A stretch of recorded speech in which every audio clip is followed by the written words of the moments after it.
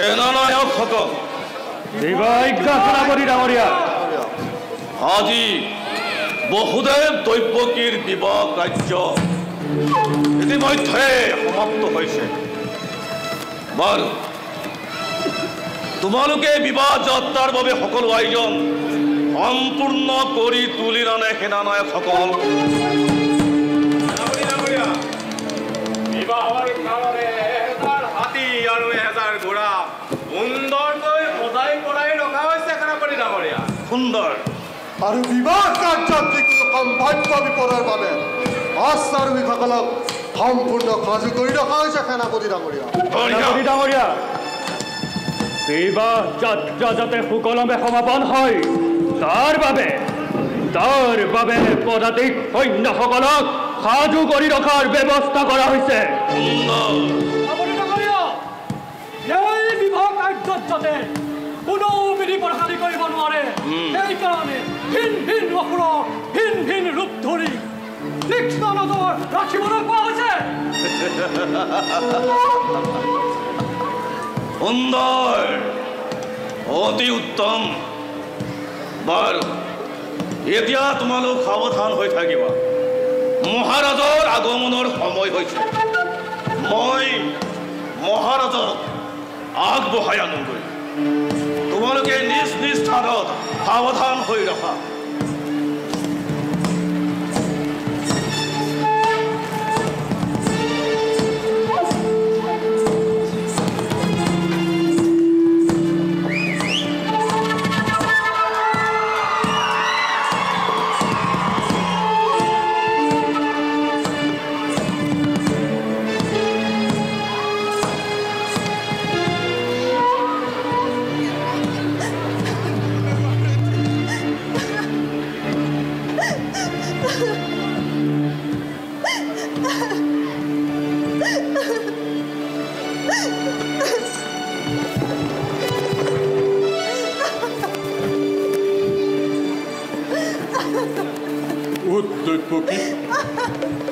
এই মধুৰ খনলৈ বেজাৰৰ ডাৱৰ মাতি আনিছ কিলৈ?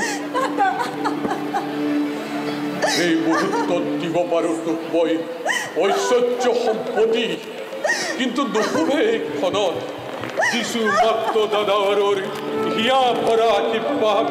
তই যেন পতিব্ৰতা হ, পতি ভক্তি যেন তোৰ সদায় অটুট থাকে।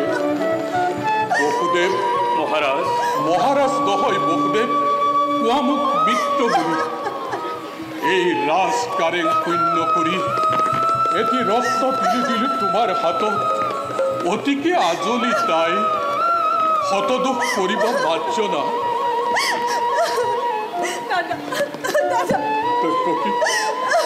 ছায়া গায়াৰ দৰে যেন মিলি থকা দুয়োজন সম্পদে বিপদে।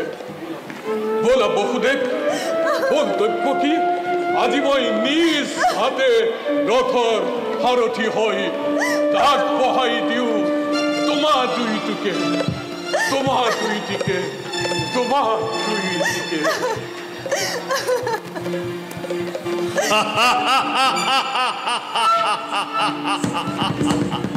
সাৱধান, সাৱধান কংস। যি দৈৱকীৰ বিয়া পাতি মহা সমাৰোহে আপোন পাহৰা যি মূৰ্খ কংস তই। স্নেহৰ কেই ভগ্নীৰ দৈৱকীৰ গৰ্ভজাত অষ্টম পুত্ৰই সংহাৰ কৰিব তোক অৱলীলাক্ৰমে। মৰণৰ দিনটোৰ দুৰন্ত সুৰ চমু চাপি আহে দিনে দিনে।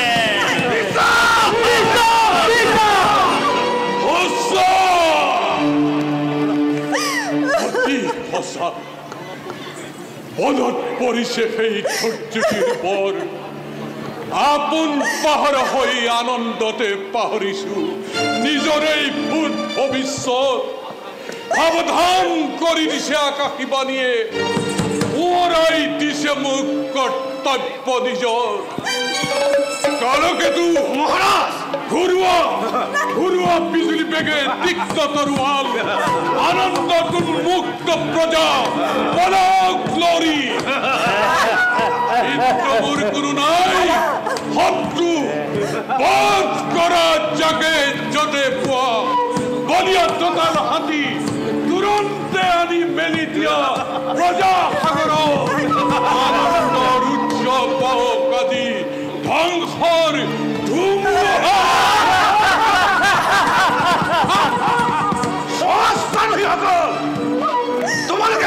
তোমালোকৰ ঘোঁৰাবোৰ মেলি দিয়া ৰাজপথ পদাতিক সৈন্যসকল তোমালোক জপিয়াই পৰা প্ৰজাৰ মাজত কাকো নিব ৰেহাই আজি ৰাজদণ্ডৰ দণ্ডিত সকলো আৰু মই যাওঁ মহাৰাজ ধুমুহাৰ দৰে ধ্বংসলীলাৰ কৰো আৰম্ভণ পৰা সেনানায়কসকল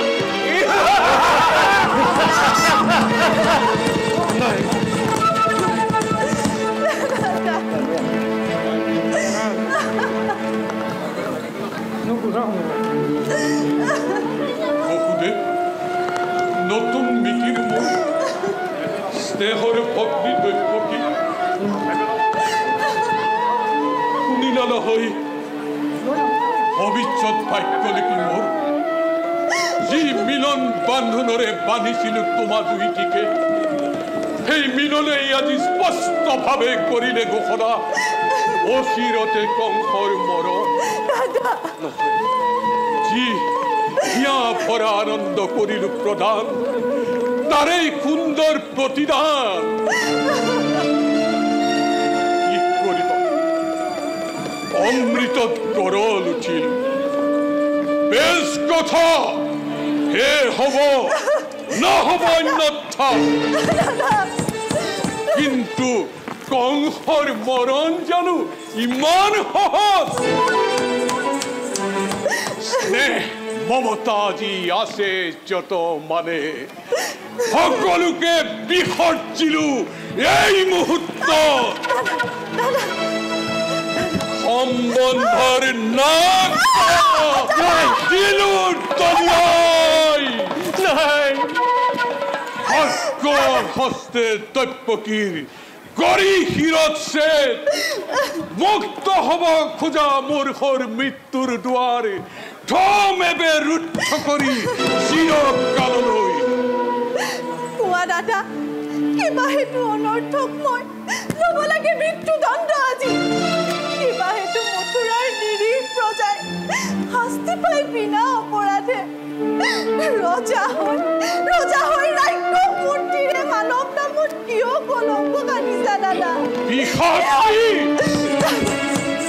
নাই তোৰ একো অপৰাধ নোহে কোনে মথুৰাৰ প্ৰজা যত মানে অপৰাধ এই কংস মহাৰাজৰ কি কোৱা বসুদেৱ কোনে জানে কোনে কৰে কিবা অপৰাধ কবলৈ কিবা আছে মোৰ কলে জানো শুনি মানিছে ৰজা তুমি সৰ্বশক্তিমান সকলো কৰিব পাৰা নিজ ইচ্ছামতে সঁচা হওক মিছা হওক ন্যায় বা অন্যায় সবাৰো বিধান হ'ব ইচ্ছাতে তোমাৰ সেই গৰ্বতে আজি গৰ্বিত হৈ তোমাৰ কিৰে মাতৃ লংঘিছে হত্যা কৰি ভগিনী নিজৰ মৰণ ৰুধিব খুজিছা পৰিহাস নালাগে কৰিব বিলম্বই মিলাই পিখিনি তোমাৰ কথাই সঁচা ৰজা মই যি ইচ্ছা তেনে বিধান তৈপকী কৰিম সংহাৰ তাৰ পাছত চাম ভালকৈ তৈপকীৰ গৰ্ভজাত অষ্টম সন্তানে কি দৰে কৰিব পাৰে কংসৰ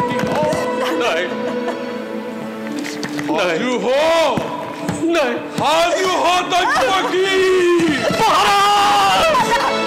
বাধা মোক নিদিবা বসুদেৱ সাজু আছো দাদা প্ৰত্যেক মুহূৰ্ততে কিন্তু দাদা তুৰূপ জানিবা তুমি মহাশক্তিমান তথাপিতো দেখা পাই আজি আগন্ত মৰণৰ স্বপ্ন প্ৰহেলিকা জীৱা দৰে কপিছা ভয়ত এই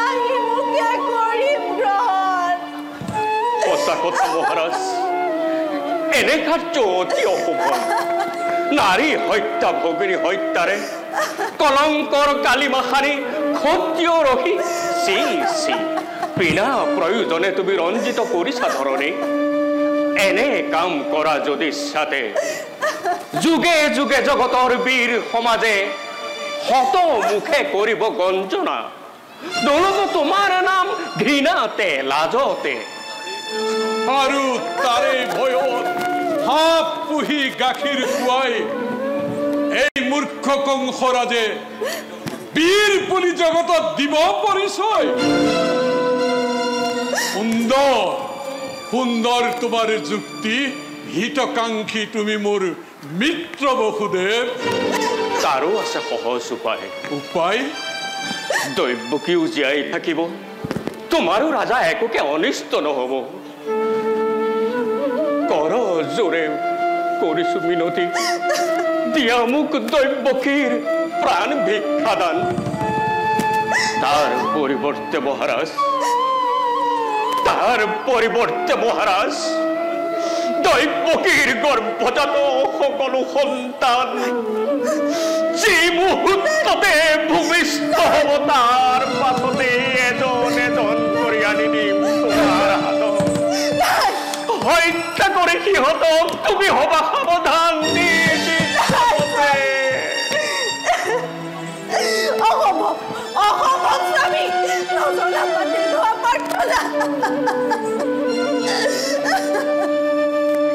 পৃথিৱীৰ নতুন অতিথি সৰগৰ দেৱশিশু শৰণ নিষ্পাপ সিহঁতৰ প্ৰাণ বিনিময়ে জীৱন ভিক্ষাৰ মোৰ নাই প্ৰয়োজন স্বামী নাই প্ৰয়োজন ভাবিছ বসুদেৱ পাৰিবনে সঁচাকৈ প্ৰতিজ্ঞা পালিব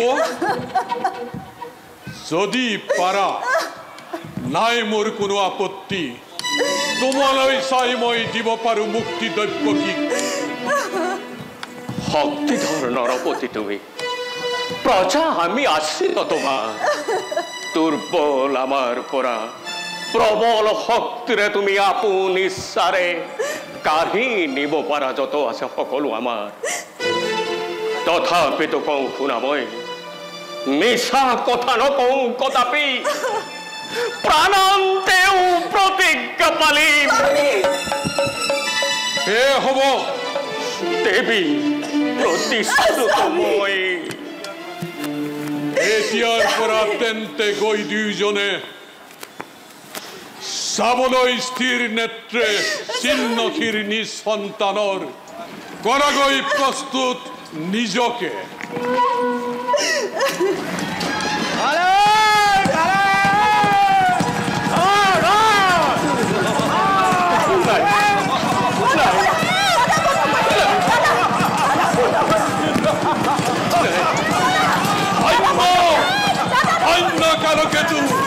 তুমি মোৰ উপযুক্ত সেনাপতি আজি জগত বুজক জগত জানক কংসৰ শক্তি কংসৰ পৰাক্ৰম কংসৰ ক্ষমতা কিমান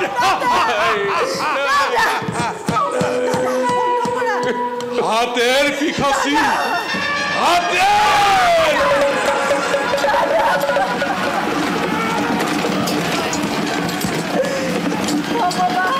তুমি ক'ত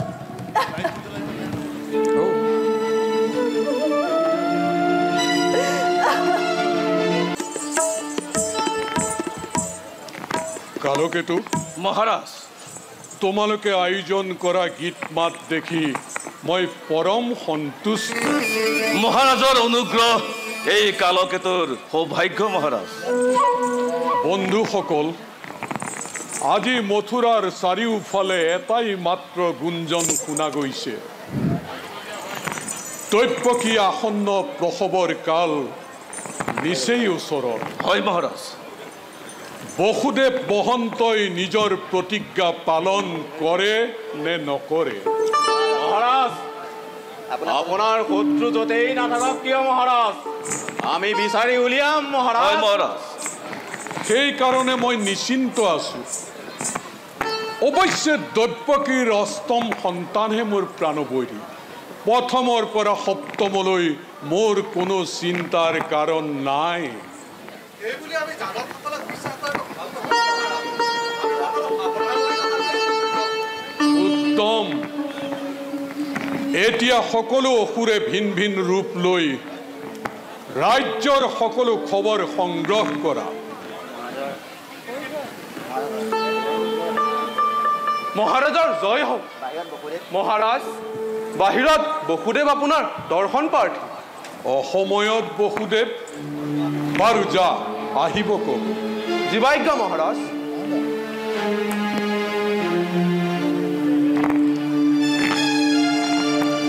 মহাৰাজৰ জয় হওক। মহাৰাজ। বসুদেৱ? প্ৰতিজ্ঞা মহাৰাজ, প্ৰতিজ্ঞা। এই কথা নিশ্চয়কৈ জানিব। শৰীৰত এটো তেজ থকালৈকে এই বসুদেৱে প্ৰতিজ্ঞা পালন কৰি যাব। এয়া চাওক, এয়া বসুদেৱ দৈৱকী মিলনৰ প্ৰথম স্বাক্ষৰ। বসুদেৱ, তোমাৰ প্ৰতিজ্ঞা পালনত মই সঁচাই আনন্দিত। তুমি এই সন্তানটিক পুনৰ দৈৱকীৰ কোলাত তুলি দিয়া বসুদেৱ। মহাৰাজ। বসুদেৱ, ইয়াৰ ওপৰত মোৰ কোনো আক্ষেপ নাই, কিন্তু মনত ৰাখিবা, জন্মিলে আনি দিব লাগিব দৈৱকীৰ অষ্টম সন্তান। এতিয়া তুমি যোৱা বসুদেৱ। মহাৰাজ, মহাৰাজ, আপোনাৰ এই মহানুভৱতাই মোক আচৰিত কৰি তুলিছে। আপুনি উদাৰ, আপুনি মহান, আপুনি দয়ালু মহাৰাজ। কিন্তু কোনো কিন্তু নাই বসুদেৱ। তুমি তোমাৰ সন্তানক লৈ যোৱা। আজি জগতে জানক পুত্ৰ মুখতকৈ সত্য ৰক্ষা কিমান শ্ৰেষ্ঠ। তুমি লৈ যোৱা বসুদেৱ। ই তোমাৰ সত্যনিষ্ঠৰ দান। যোৱা বসুদেৱ। তুমি দৈৱকীৰ কোলাত তুলি দিয়া এই সন্তান। যোৱা মহাৰাজ। যোৱা। আপোনাৰ জয় হওক, মহাৰাজৰ জয় হওক।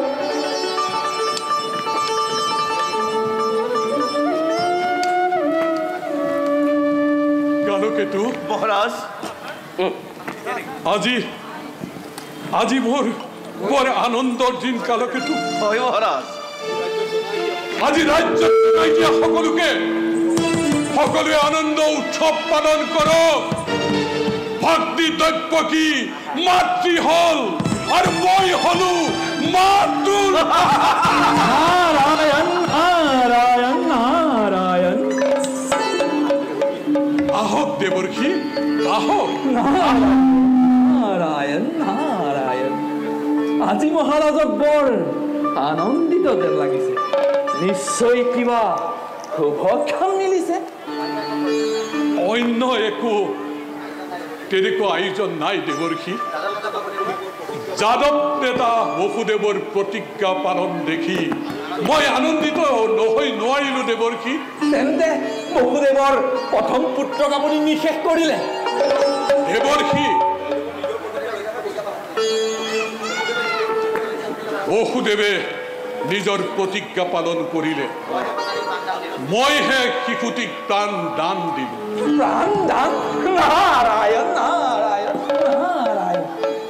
ই আকৌ কেনে কথা মহাৰাজ? শত্ৰুক হাততে পাই এৰি দিলে। নাৰায়ণ নাৰায়ণ। দেৱৰ্ষি, দৈৱবাণী মতে দৈৱকীৰ অষ্টম সন্তানহে মোৰ প্ৰাণবৰী। গতিকে প্ৰথমৰ পৰা সপ্তমলৈ মোৰ কোনো ভয়ৰ কাৰণ নাই। সেইখিনিতেই ভুল মহাৰাজ, সেইখিনিতেই ভুল। মনুষ্যৰ গণনাতকৈ দেৱতাৰ গণনা বহু গুণে উচ্চ মহাৰাজ, বহু গুণে উচ্চ। এই ভুল পাহৰি চাওকচোন মহাৰাজ। ইয়াৰ কোন পাহি প্ৰথম আৰু কোন পাহি অষ্টম? একেবাৰে প্ৰথমে ফুলি উঠা পাহিটো একেবাৰে শেষত আৰু একেবাৰে শেষত ফুলি উঠা পাহিটো একেবাৰে প্ৰথম যেন লগা নাইনে এতিয়া আপুনিয়ে কওকচোন ইয়াৰ কোন পাহি প্ৰথম আৰু কোন পাহি অষ্টম নাৰায়ণ নাৰায়ণ নাৰায়ণ দেৱৰ্ষি শত্ৰু শত্ৰু মহাৰাজ আপোনাৰ চাৰিওফালে শত্ৰু দেৱতাবিলাক আপোনাৰ বিৰুদ্ধে মহাৰাজ নাৰায়ণ নাৰায়ণ দেৱৰ্ষি আৰু শুনক মহাৰাজ আপোনাৰ পিতৃ উগ্ৰসেন আপোনাৰ বিৰুদ্ধে শত্ৰুৰ মাজত আপুনি অকলশৰীয়া সাৱধান সাৱধান মহাৰাজ এতিয়া মই আহিলো নাৰায়ণ নাৰায়ণ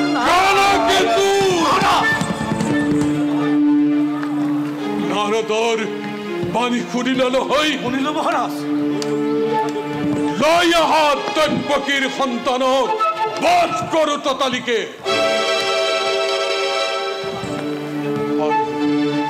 আৰু তেওঁলোকক কাৰাগাৰত নিক্ষেপ কৰা আৰু শুনা মহাৰাজ মোৰ পিতৃ উগ্ৰসেনক গৃহবন্দী কৰি ৰাখিবা মোৰ বিনা অনুমতিত যাতে কোনো সাক্ষাৎ কৰিব নোৱাৰে কি ভাগ্য মহাৰাজ এই কালকতে কৰিব পূৰণ আহা সেনানায়কসকল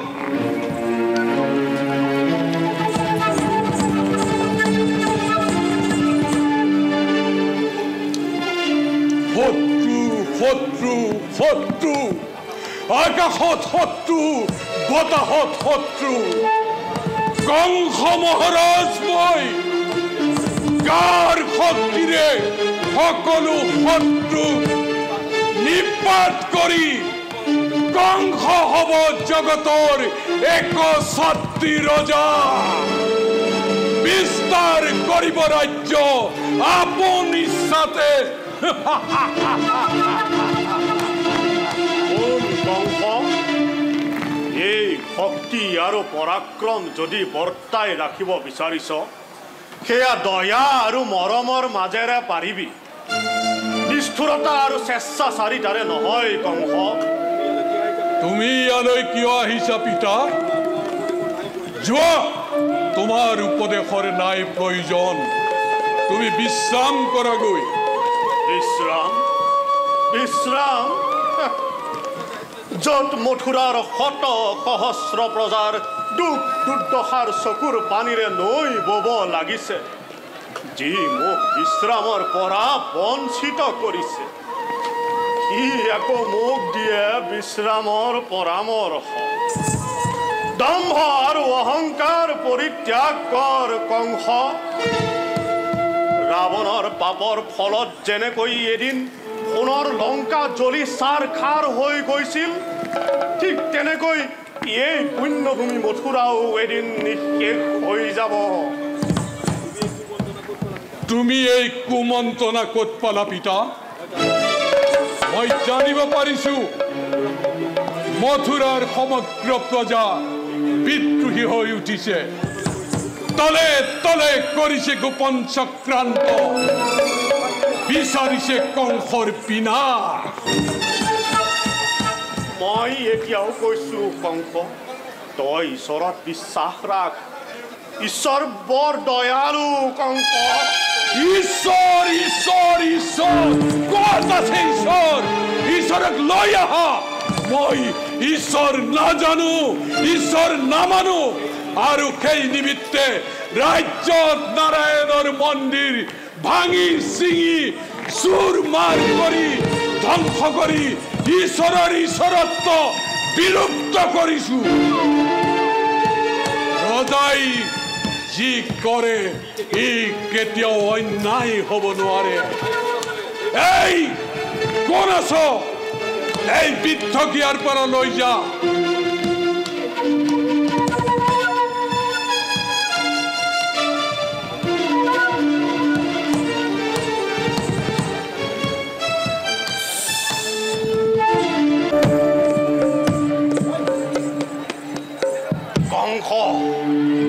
কংস যে মোৰ শাসনৰ বিদ্ৰোহী মই কি কৰিব পাৰো অক্ৰূৰ বৃদ্ধ পিতৃ এটুপি চকু পানীয়ে নিষ্ঠুৰ পুত্ৰৰ শিলাময় হৃদয় গলাব পাৰিবনে অক্ৰূৰ?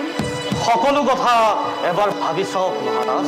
মহাৰাজ মহাৰাজ বুলি আৰু মোক লাজ কিয় দিছা অক্ৰূৰ? মই যে আজি পুত্ৰৰ হাতত বন্দী। নহ'লে অক্ৰূৰ, আজি যদি মই মথুৰাৰ ৰজা হৈ থাকিলোহেঁতেন, মথুৰাৰ প্ৰজাবৃন্দৰ চকুৱেদি জানো দুখ দুৰ্দশাৰ নৈ বব পাৰিলেহেঁতেন নে? সঁচাকৈ মথুৰা আজি অৰাজক। কংসৰ কঠোৰ শাসনত মথুৰাবাসী আজি জৰ্জৰিত। যাদৱসকলৰ নেতা বসুদেৱো বন্দী। প্ৰজাসকলৰ সকলো ন্যায় অধিকাৰ কংসই ভৰিৰে মোহাৰি গাৰ বলেৰে ৰাজ্য শাসন কৰিছে মহাৰাজ। ন্যায় বিচাৰ পাবলৈ বুলি প্ৰজাসকলে ৰজাৰ আগত গ'লে নিজে সৰ্বশান্ত সৰ্বহাৰা হৈ চকু পানী টুকি উলটি আহিব লাগে। ইয়াৰ প্ৰতিকাৰ কোনে কৰিব মহাৰাজ? সমগ্ৰ মথুৰাবাসীৰ প্ৰজাৰ সলনি মই আপোনাক কৰ্তৃবাদ কৰি মিনতি কৰি কৈছো, আপুনি কংসক এবাৰ শেষ অনুৰোধ কৰি চাওক। একো লাভ নাই অক্ৰূৰ, একো লাভ নাই। যদি আজি পিতৃৰ কথা পুত্ৰই শুনিলেহেঁতেন, যদি আজি প্ৰজাৰ নিবেদনত ৰজাই কাণ দিলেহেঁতেন, তেন্তে জানো এই উগ্ৰসেন বন্দীশালত পচিব লাগে? তেন্তে জানো মহন্ত বসুদেৱ আৰু হতভাগিনী দৈৱকীৰ অজান বিনা দোষী ছটিকৈ শিশু অকালতে যমৰ ঘৰৰ আলহী হ'ব লাগে? মহাৰাজ উগ্ৰসেনৰ অনুৰোধ আজি এটা সামান্য প্ৰহৰীয়েও পালন নকৰে অক্ৰূৰ। কালি মই সামাজিকতে জানিব পাৰিছো ভগৱান নাৰায়ণ হেনো যদুৰ বংশত জন্মগ্ৰহণ কৰিছে। লগে লগে মহাৰাজ মোৰ মনত পৰি গ'ল সেই ভীষণ দৈৱবাণীৰ কথা। দৈৱবাণীয়েই সঁচা হওক, দৈৱবাণীয়েই সঁচা হওক অক্ৰূৰ। মোৰ এজন পুত্ৰৰ অকল্যাণত সহস্ৰ লক্ষ পুত্ৰৰ কল্যাণ হওক। ঈশ্বৰৰ ওচৰত মই দিনে নিশাই তাৰে প্ৰাৰ্থনা কৰিছো অক্ৰূৰ। সঁচাকৈ মথুৰা আজি বঞ্চিত। বিনা কাৰণত আপোনাৰ নিচিনা পিতৃবৎসল মৰমীয়াল নৃপতিৰ শাসনৰ পৰা মথুৰাবাসী আজি বঞ্চিত হৈছে। ভগৱানে আপোনাক দীৰ্ঘায়ু কৰক। পুনৰ আপোনাৰ তলত এই মথুৰাবাসী থাকিব পাৰিলে তেওঁলোকে ৰাম ৰাজ্য পাবলৈকো বাঞ্ছা নকৰিব। মই আৰু জীয়াই থকাৰ বাঞ্ছা নকৰোঁ অক্ৰূৰ। মৰণে আজি মোৰ নিমিত্তে অমৃত। প্ৰজা পালক ৰজা মই, যদিও সি আজি অতীতৰ কথা, তথাপি অক্ৰূৰ মোৰ চকুৰ আগত প্ৰজাৰ যন্ত্ৰণা সহ্য কৰিব নোৱাৰো, চাই থাকিব নোৱাৰো অক্ৰূৰ। পুত্ৰৰ আগত পিতৃৰ যন্ত্ৰণা, ৰজাৰ আগত প্ৰজাৰ আৰ্তনাদ কিমান কৰুণ, কিমান মৰ্মভেদী হ'ব পাৰে। আজি মই তাক ভালদৰে উপলব্ধি কৰিছো অক্ৰূৰ। হওক কংস মোৰ পুত্ৰ, তথাপি অক্ৰূৰ বয়সৰ উৎপীড়ন নথকা হ'লে, দেহত ডেকা বয়সৰ শক্তি সামৰ্থ্য থকা হ'লে এবাৰ তাৰ বিৰুদ্ধে সকলো অত্যাচাৰ অনাচাৰৰ বিৰুদ্ধে বিদ্ৰোহী হৈ থিয় দিলোহেঁতেন। সিংহৰ দৰে গৰজি উঠি কুলংগাৰ কুপুত্ৰৰ বুকুত তীক্ষ্ণ আখি বহুৱাই দিলোহেঁতেন। কিন্তু অক্ৰূৰ, মই যে এতিয়া এই সৌভাগ্যৰ পৰা বঞ্চিত অক্ৰূৰ। শিশুৰ দৰে অসহায় হৈ অতিহীনভাৱে ঘিণ লগা জীৱন যাপন কৰিছো অক্ৰূৰ। নিয়তি মহাৰাজ, সকলো এই নিয়তিৰ লীলা। পিতাক কি কুমন্ত্ৰণা দিবলৈ আহিছা অক্ৰূৰ? তোমালোকে যিমানেই নিজ ষড়যন্ত্ৰ কৰিছা ইমানেই বেছিকৈ অভিশপ্ত কংসৰ কপালত সৌভাগ্যৰ পদুম ফুলিছে তোমালোকৰ নিচিনাকৈ আজি মোৰ ৰাজ অন্তঃপুৰত জয় লক্ষ্মীও বন্দী কংসৰ ভয়ত আজি স্বয়ং বিধতায়ো সাৱধানে ভাগ্যলিপি লিখিবলৈ বাধ্য হৈছে মই এনেবোৰ মই মতালিৰ কথা শুনিবলৈ নিবিচাৰো কংস মোক এখন টেক নিৰলে থাকিবলৈ দে তোমাৰ ইচ্ছামতে কাম নহয় পিতা মোৰ ইচ্ছামতে হ'ব তুমি শুনিবলৈ ইচ্ছা নকৰিলেও মই তোমাক শুনাবই লাগিব তৎপক্ষীৰ ছয় পুত্ৰক যেনেকৈ এটিকৈ জমৰ ঘৰলৈ পঠিয়ালো ঠিক সেইদৰে অষ্টম সন্তানক মই এই সংসাৰৰ পৰা বিদায় দিব পাৰিম সেইদিনাহে মোৰ আনন্দৰ পূৰ্ণাহুতি হ'ব এই দিন পাই সমাগত পিতা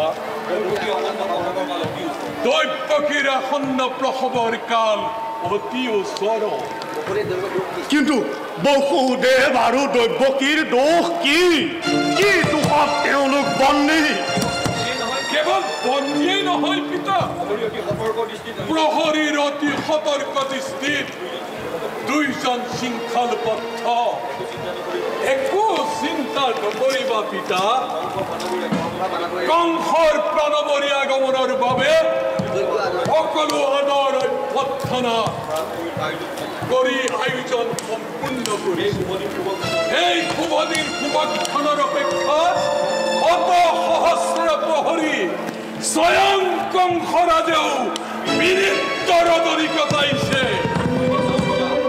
মই এতিয়া যাওঁ পিতা তোমাক এই শুভ সংবাদ দিবলৈহে আহিলো বৰ একালকেতো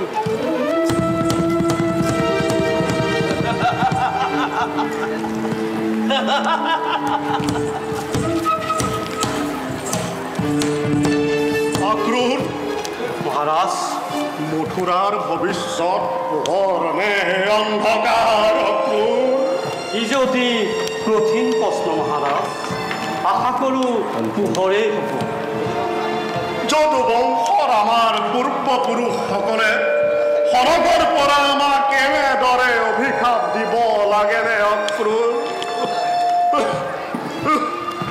অক্ৰূৰ মহাৰাজ অক্ৰূৰ মই আৰু স্থিৰে থাকিব নোৱাৰো মোক বোলা তুমি শয্যাত শুৱাই দিয়াগৈ অক্ৰূৰ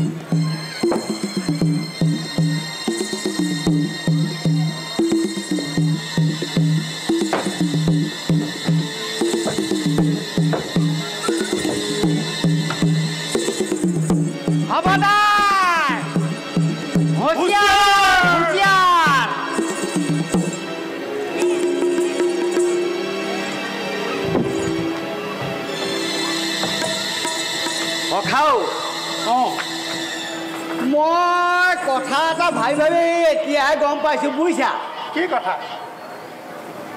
এই বিয়াখনে মহাকাল হ'ল হে এই ইমান ডাঙৰকৈ বিয়াখন পাতিবই নালাগিছিল নহয় এতিয়া ৰাইজৰ প্ৰজাৰ চকু কপালত উঠিছে আমাৰ মহাৰাজৰ মনটো একেবাৰে বিশাল মানে মানে মানে এই ডাঙৰ বহল সেয়া এই বিয়াৰ দিনা দেখা নাই ভনীয়েকক কিমান দামী কাপোৰ পিন্ধালে ৰাজ্যৰ সকলো মাইকী মানুহৰ মুখে মুখে মোৰ মানুহজনীও কৈছেগে নহয় কাপোৰযোৰৰ কথা একেবাৰে চবে আলোচনা কম খুৱাইছে হ'বলা কম খুৱাইছে তেতু গুৰিলৈকে হয় প্ৰজাসকলক খুৱাই ল'লে লৈ পেলাই শেহত গৈ পেলাই কঁকালত যিটো ৰামবোৰ দিলে নহয় মই এতিয়াও মনটো বেয়া লাগি আছো কপাল বুজিছা কপাল এই ঘৰত থাকোঁতে তাই যি ধুনীয়াকৈ গান নাচ কৰি আছিল এতিয়া আহি হয় কাৰাগাৰত সোমাই আছে দুদিনমানতো একো নাখালে হয় নেকি কপাল বুজিছা কপাল সখা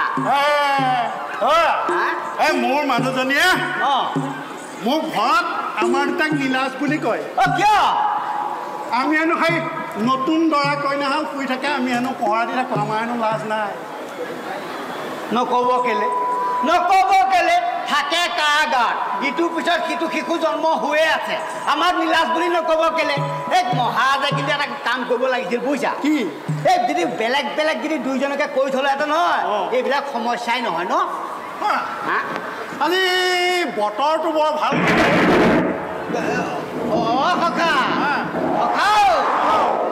এনেকুৱা যদি বিজুলী ঢেৰেকনি মাৰে নহয় মোৰ মানুহজনীয়ে কিন্তু একেবাৰে বৰ ভয় কৰে মইহে একেবাৰে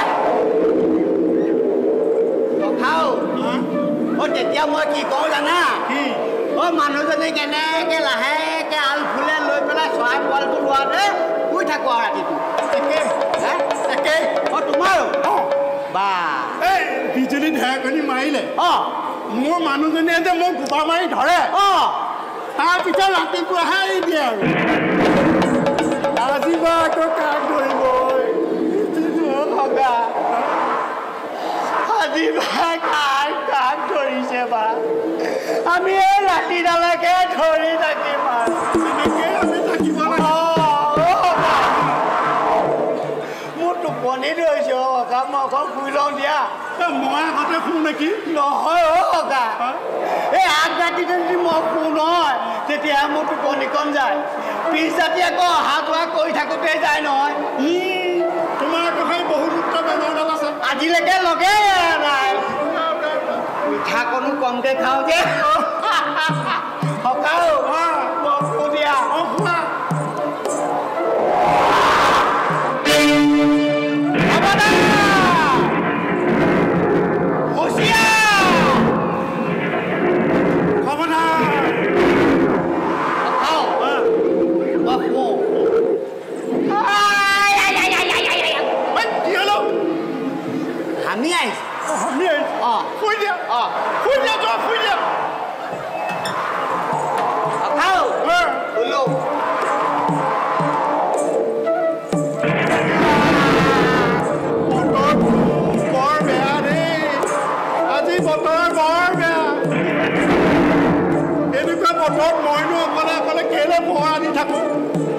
সখী গৈতে ময়ো শুই থাকোঁ এইডালা গৈ থাকোঁ শুব নোৱাৰে নহয় মোৰ গোন্ধ উপায় নাই ভয়তটো শুবই লাগিব আৰু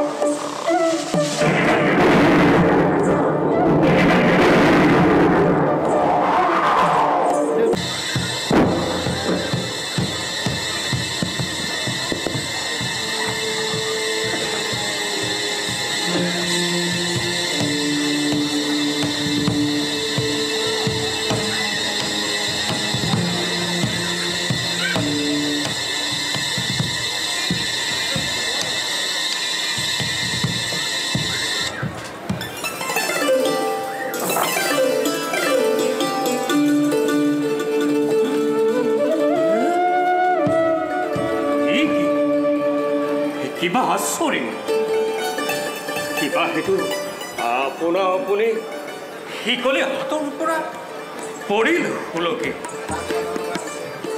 বিধান বন্ধনৰ পৰা কোনো যেন নিষ্ঠুৰ ৰজাৰ অকস্মাতে আহি কৰি দিলে মুক্তিৰ বিধান।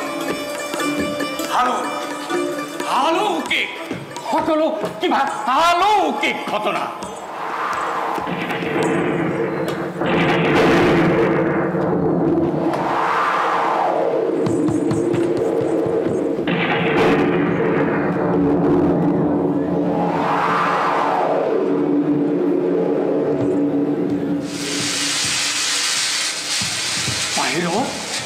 বাহিৰত দবাপিতা শিল্পৰফুল প্ৰকৃতিৰ ভীষণ দুৰ্যোগ সৃষ্টি যেন ধ্বংস হয় প্ৰতি মুহূৰ্ততে।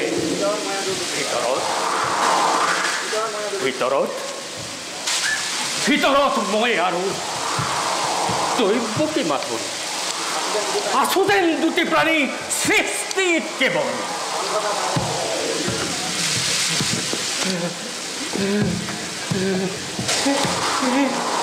অন্ধকাৰ কাৰাগাৰ ইটো যেন হল এক দেৱৰ মন্দিৰ।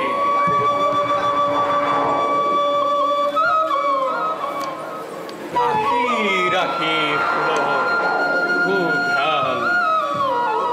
ধূপ ধূনা চন্দনৰ গুণ ভাহি আহি চতুৰ্দিশ কৰে কুভেষিত।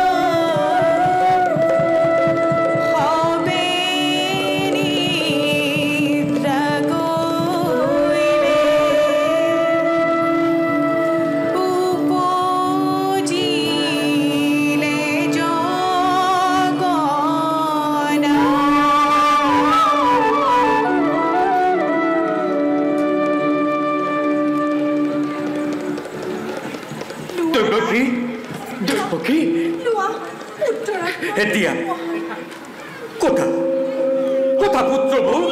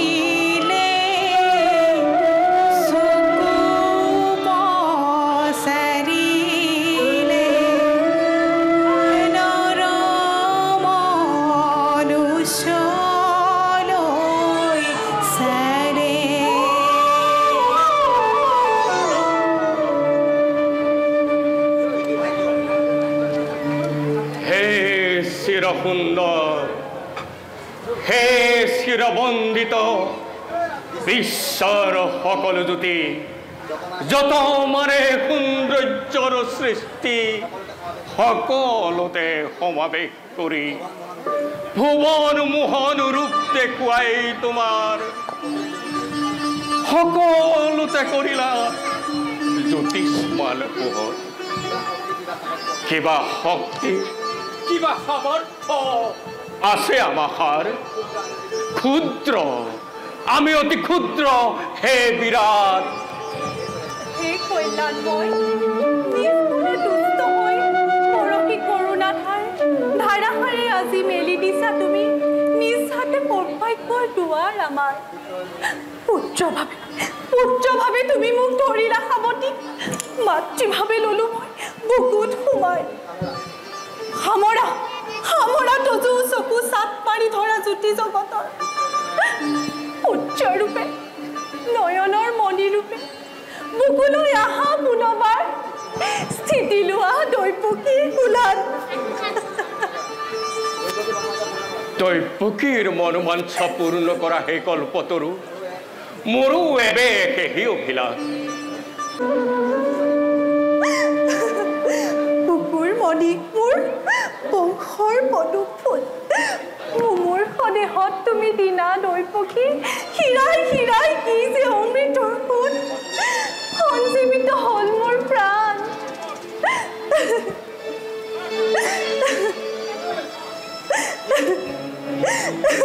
কি চকুলো দুখিছা দেখোন কিবা হেতু তোমাৰ মুখত বিষাদৰ ৰেখা গুচোৱা দেখি মুখৰ পৰা ৰিহাৰ আছ কান্ধা নাট তুমিও লগতে চকুলোৰে মজিয়া বহুৱা ভাবা সেই ৰাক্ষসী মুহূৰ্ত খন্তেক পিছতে আহি হ'ব উপস্থিত ভাতৃ মোৰ মহাকাল সাক্ষাৎ সমত কিয় বাচা জন্ম ললি খন্তেকৰ হেতু কিবা হেতু স্থিতি ললি দৈপকী গৰ্ভত আমাৰ পাপৰ ফল পূৰ্ব জনমৰ দেৱতাৰ হাও লাগি আজি পুৰি যায় সোণৰ সংসাৰ নাহিলি খেলৈ কোন দিগ্গজীৱী হৈ সোণৰ পুতলি জানো মোৰ কিয়নো আহিলি এই দুখুনিৰ ঘৰে ভাই আছে শত্ৰু মোৰ ৰাতি দিনে মেলেশ্বৰ পলুৱাই থম কোন দেখে কোন পলুৱাই কম থমকে উপায় দৈপকী কি উপায়েৰে ৰক্ষা কৰো বংশৰ প্ৰতি ভয় নাই বসুদেৱ জন্মিছে মৃত্যুঞ্জয় অমৰ সন্তান বুকুত সুমুৱাই লৈ পুত্ৰক তোমাৰ বজলোৱা গকুলৰ ফালে গকুলৰ নন্দৰ ঘৰত উপজিছে যোগমায়া যশোদাৰ বুকুত মেলা আছে সকলো দুৱাৰ যোৱা শীঘ্ৰে সুবৰ্ণ সুযোগ আনাগৈ যোগমায়াক পুত্ৰক সলায় শুনিলা দৈপকী বিধাতাৰ বচন দুষ্ট আছে বিধাতা পুৰুষ কি কৰিব পাৰে কংস দুৰাচাৰে দিয়া দৈপকী পুত্ৰ তোমাৰ দেৱৰ নিৰ্দেশ মতে এই মুহূৰ্ততে খোজ লওঁ গকুলৰ দিশে দিয়া দৈপকী দিয়া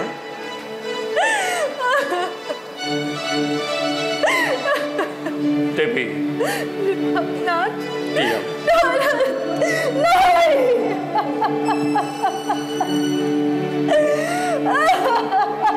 দৈপকী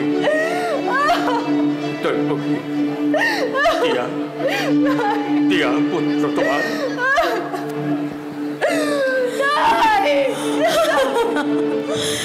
মোৰ বেছে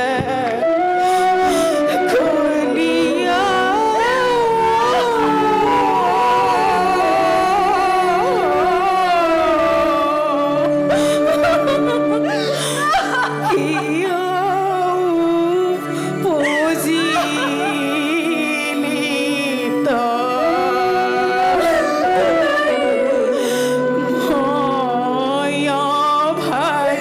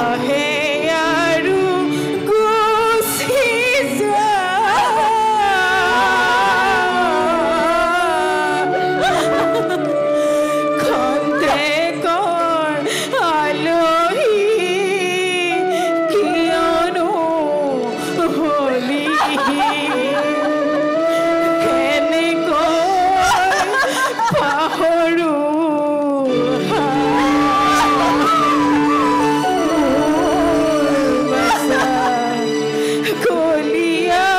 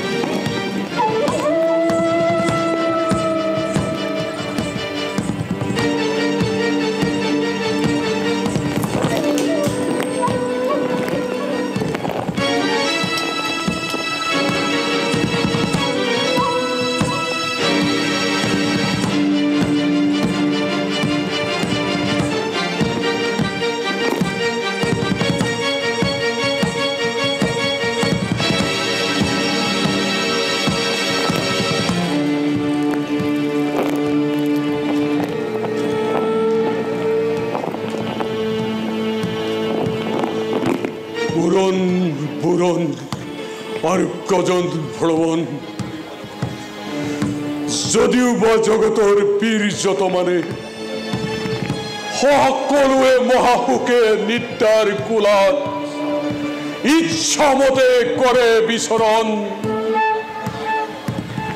কিন্তু এই কংস কপালত নাই তাৰ সেই সুখ ভোগ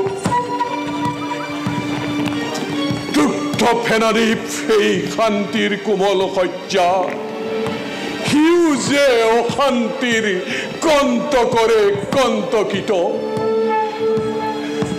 লওঁ বুলি নিত্যাত শয়ন মুদিলেই তুই চক্ষুময় তহ দিশে দেখা পাওঁ কৃতাৰ্থ সদৃশ শিৰত তুলবি থকা তীক্ষ্ণ তৰোৱাল দ্রৌপদীর গর্ভজাত অষ্টম সন্তান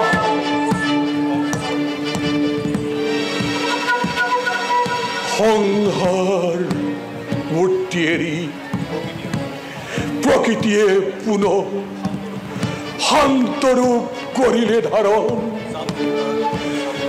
যাম দেখি কারাগারলৈ চাবলৈ প্রাণবৈরী মোর মহারাজ কোন কোন কোন মহাৰাজৰ দাসৰো দাস কালকেতু মহাৰাজ মিছা আজি মহাৰাজে কালকেতুক চিনিব পৰা নাই পাৰিছো এওঁলোক কোন এওঁলোক ধনুকা ওহা হয় মহারাজ বেশ আজি অষ্টমী তিথি হয় মহারাজ আজি অষ্টমী তিথি আজি মোৰ প্ৰাণবৰী জন্মিছে জন্মিল ভয় কিহৰ মহাৰাজ দৈত্যবাণী দেৱৰ্ষি নাৰদৰ সেই আকাশী বাণী মনত আছে আছে মহাৰাজ বিশ্ব ধ্বংসকাৰী কংসময় মোৰ দ্বাৰাই দৈত্যবাণী বিফল হ'ব লাগিব সি এতিয়াও জীয়াই আছেনে নাই মহারাজ সি মৰিছে অসম্ভৱ কংসৰ প্ৰাণবৰী ইমান সহজে নমৰে মহাৰাজ দেবতাবিলাক আপোনাৰ হিতাকাংক্ষী নহয় মহাৰাজ কেৱল প্ৰতাৰণাৰ কথাই চিন্তা কৰি থাকে কালকেতু কৰিব পৰা নাই মহাৰাজ আৰু সেই নিমিত্তে আজি ৰাজ্যত যিমান শিশুৱে জন্মগ্ৰহণ কৰিছে তাক মাকৰ কোলাৰ পৰা জুৰি আনি শিলত আচাৰি উত্তম উত্তম কাৰাগাৰলৈ গৈছিলো মহাৰাজ কিন্তু কিন্তু কিন্তু কি শিক্ষে কোৱা কাৰাগাৰলৈ গৈছিলো এই আশা কৰি হাতত উত্তপ্ত শিলৈ যদি শত্ৰুৱে তাত জন্মগ্ৰহণ কৰিছে তেন্তে তাক মাতৃ কোলাৰ প্ৰাণী শিৰচ্ছেদ কৰো বধ কৰিলা নাই কৰা মহাৰাজ কিন্তু দেখো তেতিয়াও শত্ৰু জন্ম নাই হোৱা মহাৰাজ মূৰ্খ সি যে গহ্বৰ অন্তলাৰত বহি খিলখিলাই হাঁহিব লাগিছে তাক গৰ্ভ ফালি টানি আজুৰি কিন্তু মহাৰাজ সি যে পুত্ৰ সন্তান নহয় মহাৰাজ এটি কন্যা সন্তানহে অসম্ভৱ কেতিয়াও হ'ব নোৱাৰে নহ'লে ই দেৱতাসকলৰ ডাঙৰ প্ৰতাৰণা বলা চাওগৈ আহক মহাৰাজ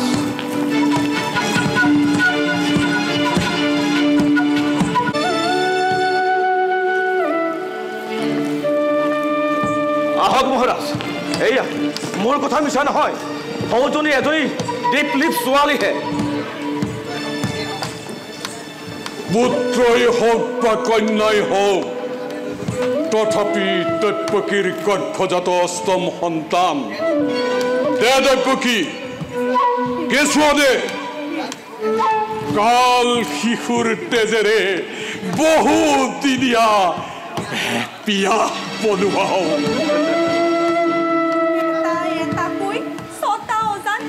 ৰাক্ষসৰ নিচিনাকৈ মাৰিলা দাদা অলপো বাধা দিয়া নাছিলো মাতৃ হৈ ছটা পুত্ৰক মৃত্যুৰ মুখলৈ তোমাৰ হাতত আগবঢ়াই দিছিলো আজি এই ছোৱালীটি পুৰানো তোমাৰ কি ভয় এই ছোৱালীটিৰ জীৱন মই আচল পাতি ভিক্ষা মাগিছো দাদা দিয়া দাদা মোক বিমুখ নকৰিবা সুন্দৰ অভিনয় তিৰুতাৰ চকুৰ পানীয়ে কংসক কৰ্তব্য বিমুখ কৰিব নোৱাৰে লৰাই হওক বা ছোৱালীয়ে হওক সাপ পুহি ৰং চাব নিবিচাৰো তোমাক ইমান নিষ্ঠুৰ হ'বলৈ নিদিওঁ দাদা নিদিওঁ দাদা দৈপকী দে কেঁচুৱা দে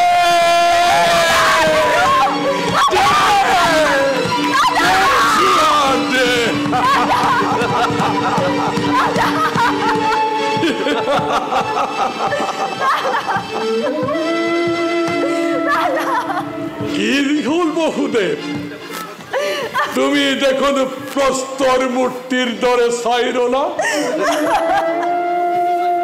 আৰু খন্তে বধ্যভূমিলৈ চাই থাকা তোমাৰ এই কন্যা ৰত্নটিময়ী পাতত আচাৰি ইয়াৰি হলীলা সম্পন্ন কৰিবা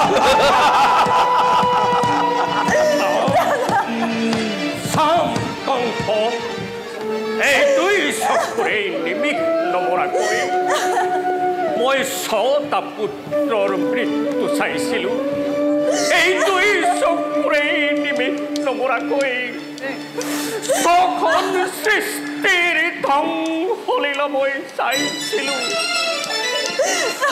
আজিও ঠিক তেনেদৰেই চাম এই বহুদেৱ প্ৰস্তুত আকাশৰ দেৱতা পৃথিৱীৰ মনুষ্য কাৰ এনে শক্তি আছে কংসৰ হাতৰ পৰা এই কন্যা শিশুটিক ৰক্ষা কৰিবলৈ